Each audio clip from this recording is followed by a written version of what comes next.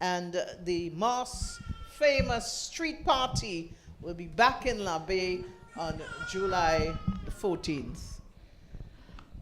We know that the media is here, and we certainly can take a few quick questions from them. We have Hamlet Mark, who is WPG 10. We have Real FM. We have GIS is here. GBN is here.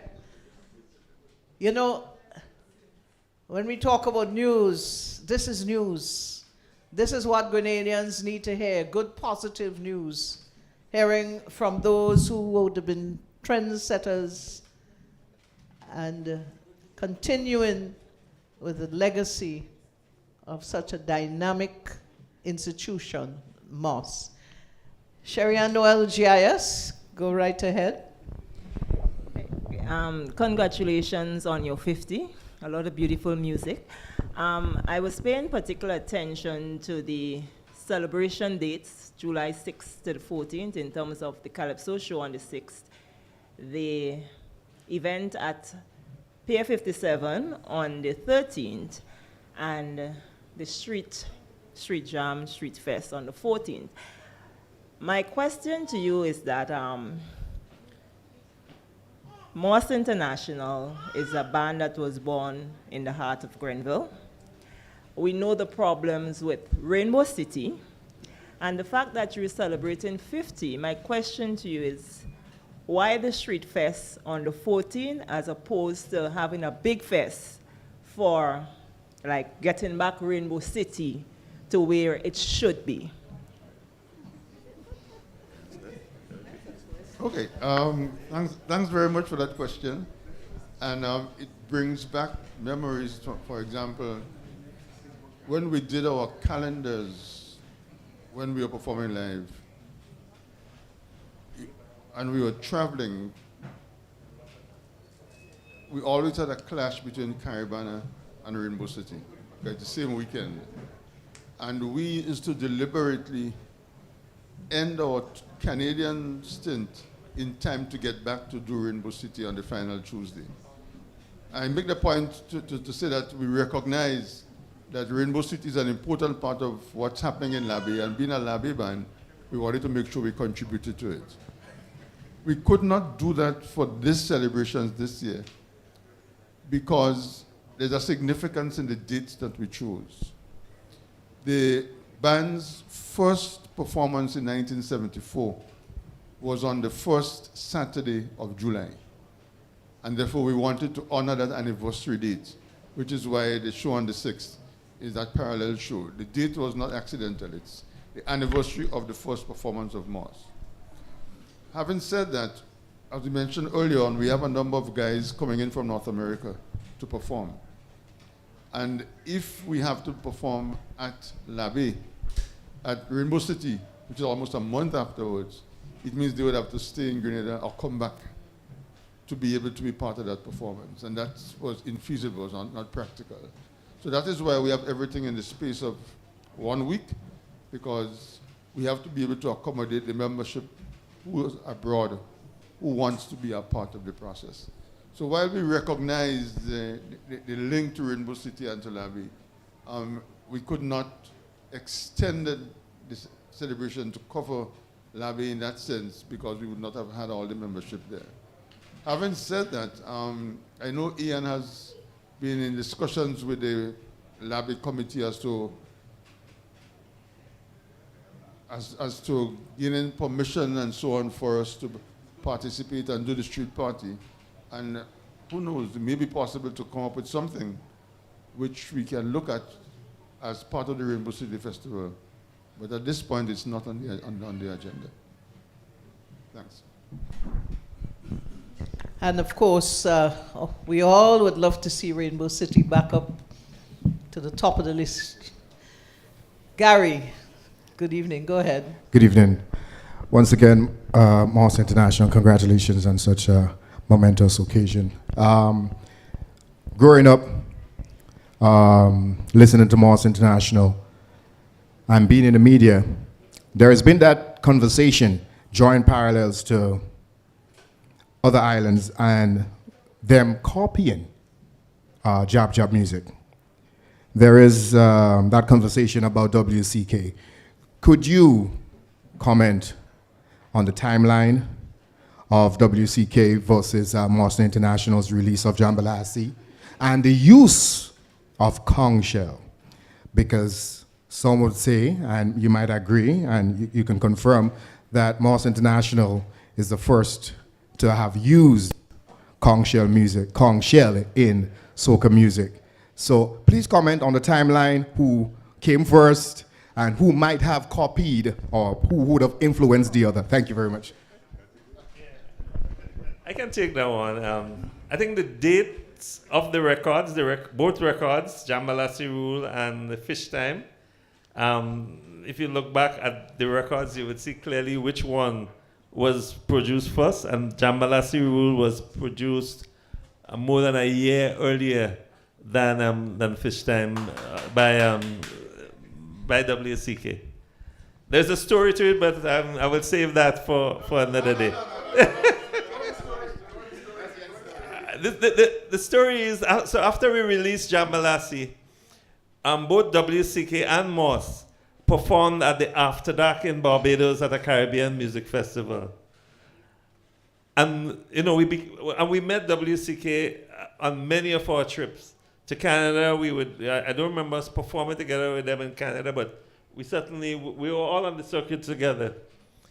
So those of us in Moss distinctly remember that night in After Dark when we performed Jambalasi Rule and MC blew that conch shell, and we saw those 4 guys from WCK on the balcony opposite us, looking at us with their mouths open in awe. And clearly, a bell had gone off in their head, and the next year we heard Fish Time. And it's all for the good. That's what the music is about, right? It's not a matter of one copying the other. If there's a tradition in your country that you can bring into your music, and it took something else to trigger it in your mind, that's fine, right? But definitely the dates, the copyright dates on the 2 records speak for themselves. Jambalasi was recorded more than a year earlier than Fish Time. All right, we have any more questions? Hamlet, I find you kind of quiet in the corner. I mean, I know you're part of the whole. I think the first time I met Hamlet, Mark, was in Marston International, in Grenville, if I can recall. And Sydney was also there. Sydney traveled. Sydney photography. Hamlet used to be doing photography. Hamlet, the first video camera you owned was bought for you by Moss International. He has a legacy with Moss. Anyone else with any questions at this time? Any media house or private person? Would you like to ask any question at this time? If they would indulge, I just want them to give the payphone story as the whole Jambalasi Rule was released. Unintentionally, but intentionally at the same time. It was released by a payphone? All right, let's hear the story. It's in the documentary, but it's a story of how Jambalasi almost never happened. So we were touring Toronto this year. We finished the recording. That video you saw there was filmed about 5 a.m. in the morning before we traveled to Toronto. So it was the very last thing we did. We filmed the video, we did the recording, and we had left the tapes with Hamlet, Mark, to get them to Barbados, to get the record print. In those days, the records themselves were printed in Trinidad, right? So while we were in Barbados. So fast forward to the following Wednesday or Thursday, and we got a call from Hamlet in Toronto, where we were in Toronto, and said, listen, these records look as if they're not going to make it. It was about Wednesday or Thursday of the week. Rainbow City was starting on Friday, and we had not released any album, any music as yet. Now, traditionally, we would release our music about the beginning of July, so there was time for people to get accustomed to it. So Leon, Don, and I took that call to Hamlet on a payphone at the accommodation we were staying at. And when Hamlet related the timing, we looked at each other and we said, we cannot release a song on the Friday before Rainbow City and expect anybody to get accustomed to the music, to like it. So the three of us consulted around the phone and we said, listen, let's call this off. Let's pull this record and we can probably try and release it next year. Now, if you know those old payphones, you had to keep stuffing it with coins. By the time we consulted each other and took a decision, the coin that we had put in ran out, and we were fighting, looking among each other to find another 5 cents to put into the box, and we didn't have one. So the call cut off.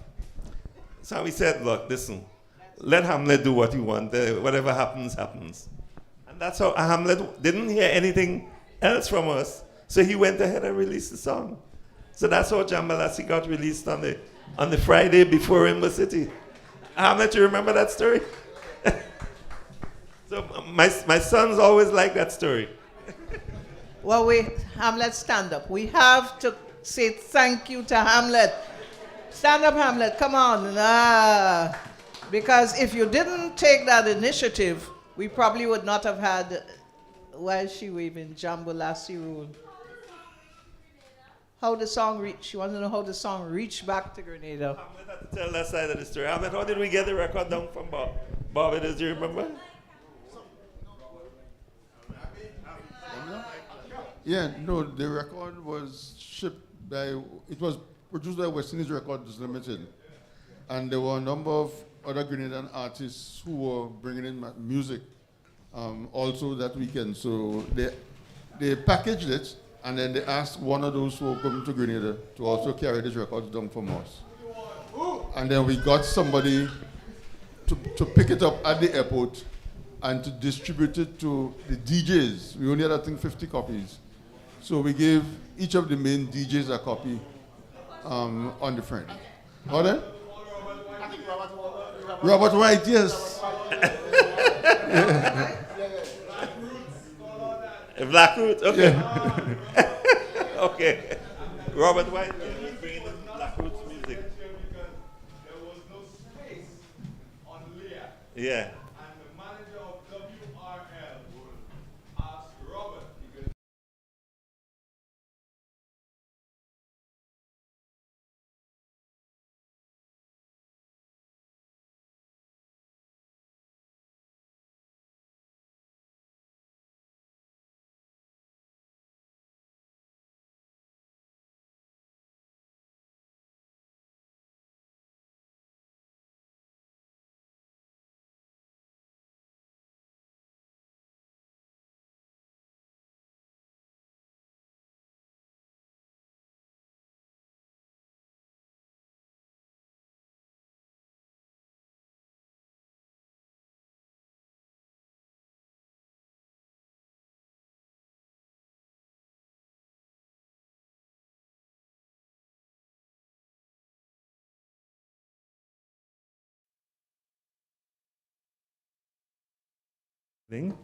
And I want to thank each and every one of you who took the time off to be here with us this evening for coming along.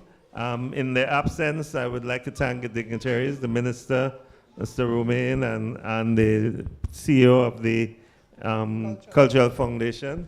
We want to thank them for the participation. We want to thank Pastor Keynes Douglas, who has always considered himself to be a quasi-member of MOS, or an almost member of MOS, as he likes to put it. It's a very true story he told tonight, and I've heard him tell the story many other times. I want to thank a number of cultural luminaries who I see in the audience, and if I miss a couple, it's because of how the light is. Squeezy, thank you very much. You've been with us for a great part of the journey. Calypso Castle could not have been Calypso Castle without your contribution, along with all the other Calypsonians.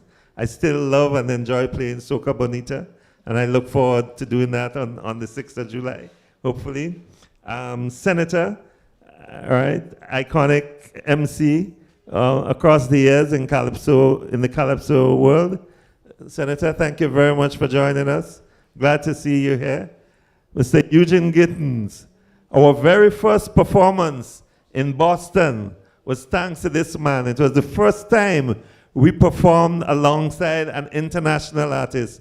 We opened the show for Lucky Dubé, that famous reggae artist in Boston, thanks to this man, Mr. Eugene Gittins. Eugene, thanks for being here with us. I don't know who I'm missing in the crowd because of the lighting. I can't see anybody else.